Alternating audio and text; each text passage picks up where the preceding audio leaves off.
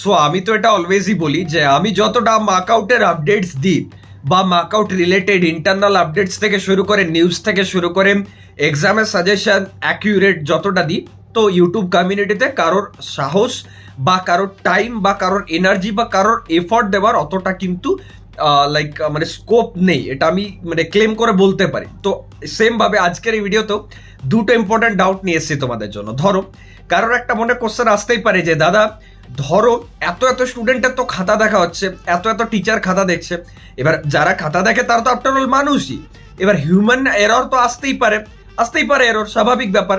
কেউ হয়তো ভাবছে যে দাদা খাতা চেক করতে গিয়ে হতেই পারে আমাকে হয়তো কম মার্কস দিয়ে দিচ্ছে, হ্যাঁ পসিবল।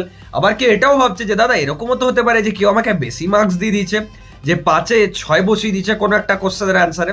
তো আমি তোমাদের বলতে চাই যে পোর্টালে খাতা দেখা হয় না, সেখানে প্রতিটা কোশ্চেন কত মার্কসের সেটা আগে থেকেই আপলোড করা থাকে, মানে ফুল মার্কসটা। যদি কোনো কারণে একজন টিচার চেক করতে করতে কোনোটাই 5-এর জায়গায় হয়তো 6 বসিয়ে দিল বাই মিস্টেক, মানে 5-এর খাতাটা দেখছে ধরো বা 3-এর খাতাটা দেখছে, 3-এর কোশ্চেনটা সেই জায়গায় 7-এরটা হয়তো আছে বেশি মার্কসের, সেই জায়গায় এখানে বসিয়ে দিল 6, তাহলে মেশিন কিন্তু অটোমেটিক বা সিস্টেম কিন্তু অটোমেটিক্যালি ডিটেক্ট করে পপ আপ আসে যে তুমি কিন্তু এখানটায় বেশি মার্কস দিচ্ছ, এটা ভুল।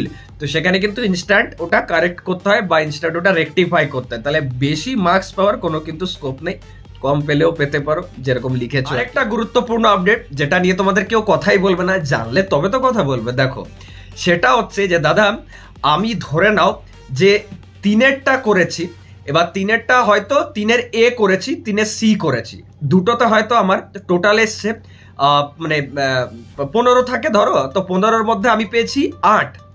আচ্ছা দাদা আমি 6-এরটাও করেছি, 6-এরটাও 15, কিন্তু 6-এর এ করেছি আর বি করেছি দাদা, আর ডি করেছি, এবং তার জন্য আমার এসছে 12।